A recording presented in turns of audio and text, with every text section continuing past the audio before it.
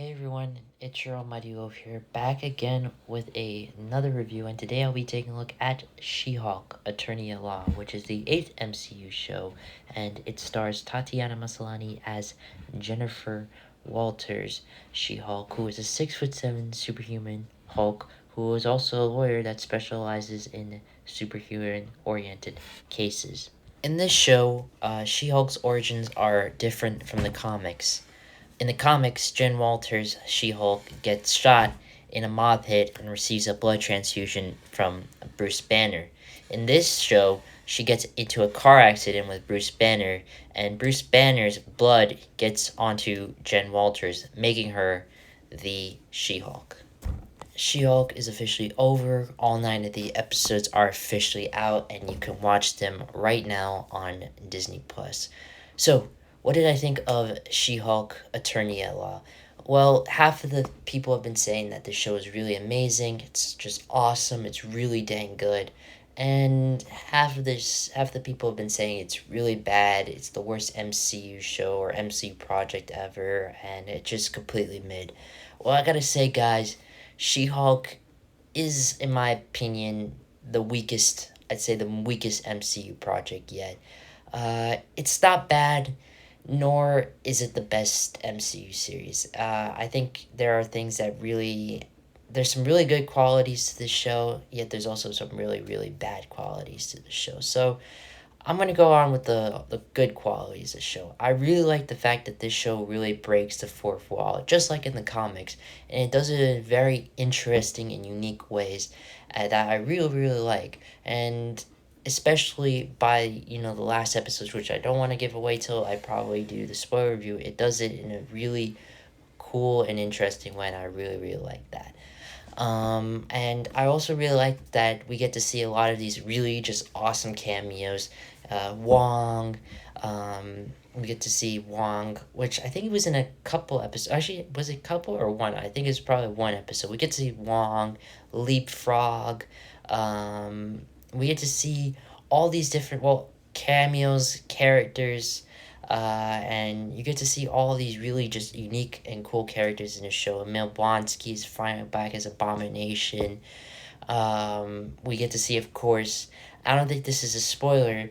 I think you already guys know this. Daredevil, and Charlie Cox is back as Daredevil. Man, this is just absolutely awesome and just amazing to see. It's amazing to see him finally coming back, not only just as Matt Murdock, but also coming back in the Daredevil suit, and he looks just awesome, and I love it. I absolutely love it, and I love that the show really gives different characters, and all the different characters are, I'd say, unique. Some of them are a little, a little annoying, but some of them are unique. Like Leapfrog, I'd say, is definitely unique. Of course, Wong, Abomination.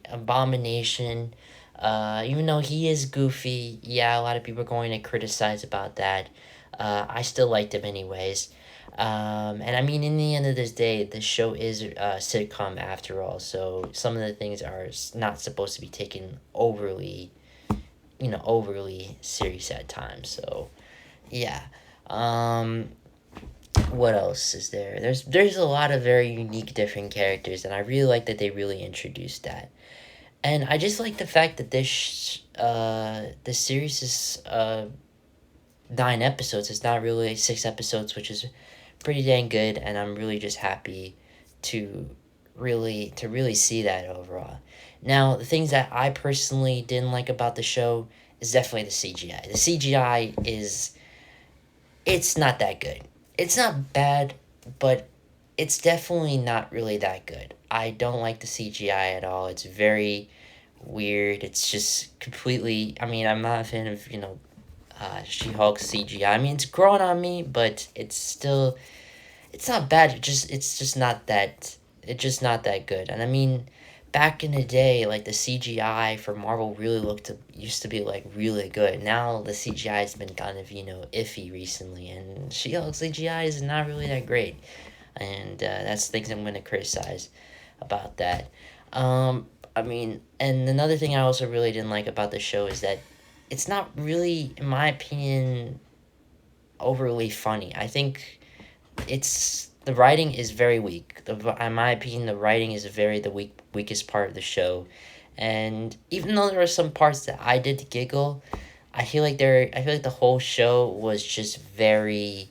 It was for me. It wasn't really well written. It wasn't written up to the standards that we wanted this show to be written up to, I guess. I don't know. I mean, really, there were some certain moments in this show that really were kind of cringe. I mean, there's one moment in the show which I don't want to give away, but man, it was absolutely cringe. I gotta lie. I mean, I would say so.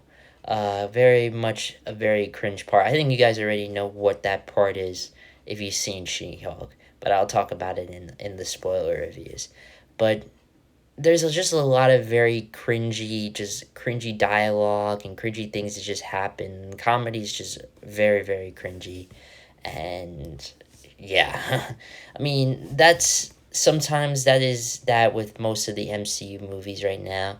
It's cringy comedy here and there, and it's kind of getting a little bit, I'd say, a little bit annoying recently, since we don't really want to see an overload of the same cringy comedy in that. So yeah, overall, I think She-Hulk, in the end of the day, it's not a bad show, yet it's not great.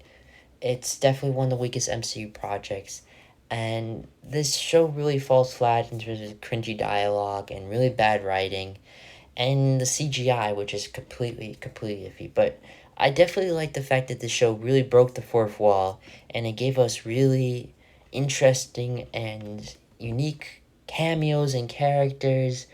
And I definitely did like some of the character development of She-Hulk in this show.